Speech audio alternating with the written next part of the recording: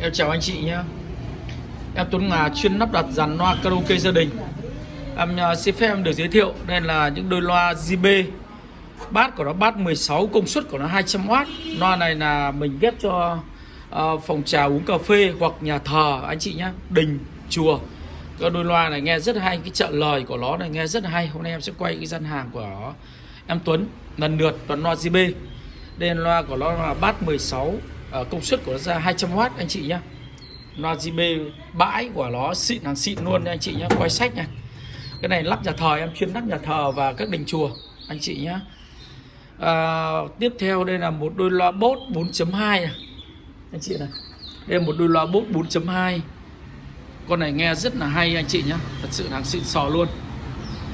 Thùng của nó thùng gỗ, thùng của nó thùng gỗ ốc chó anh chị nhé, thùng gỗ ốc chó nghe rất là hay. Anh chị cần thì cứ đến em Tuấn nhé.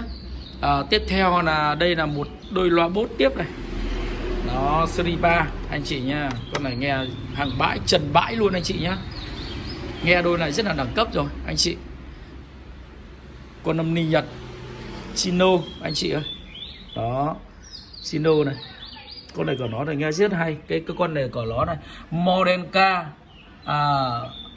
7300D anh chị này, 7300D nhé, 7300D anh chị nhé. Con này nghe rất là hay.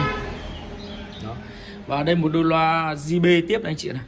Đây một đôi loa JB nhé. Con này nghe nó rất là hay, nghe nhạc nghe rất là thích.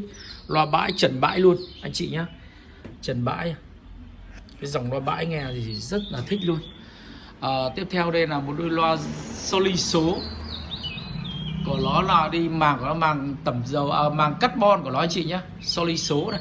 Và đôi Technic này anh chị, đôi Technic nữa rất là nhiều con loa. Anh chị cần gặp em Tuấn.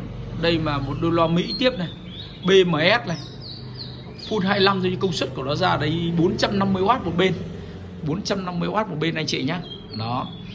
Và tiếp theo đây là đôi loa 112 thùng nỉ của nó là thùng nỉ anh chị nhìn này.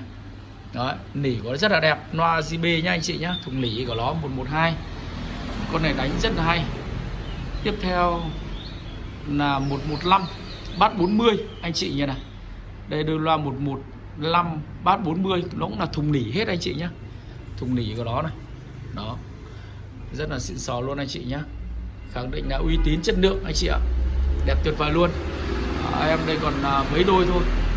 Cho nên anh chị nào cần đến là cửa hàng của em ở Âm Thanh Tuấn Nga này, Bùi Xá, Trung Hòa, Yên Mỹ, Hưng Yên anh chị nhìn chưa. Đó, Âm Thanh Tuấn Nga anh chị nhé. Anh chị cần và thiết bị một bộ dàn loa karaoke thì hãy gặp trực tiếp em Tuấn Nga Phong Bạc. Em sẽ tư vấn và em sẽ set up loa cho quý anh chị, giá cả hợp lý anh chị nhé. Đó, giá cả hợp lý. Anh chị nào cần về đến thì cứ gặp em Tuấn, em sẽ tư vấn và em đã set up loa cho quý anh chị. Cửa hàng của em ở Bùi Xá, Trung Hòa, Yên Mỹ, Hưng Yên. Đó, anh chị nhìn thấy cửa hàng của em ạ, rất là to, mặt đường Bùi Xá, Trung Hòa, Yên Mỹ, Hưng Yên anh chị nhé. Cho nên anh chị nào cần về một bộ dàn loa karaoke thì gặp em Tuấn Ngà nhé. Một lần nữa em xin chào mọi người nhé.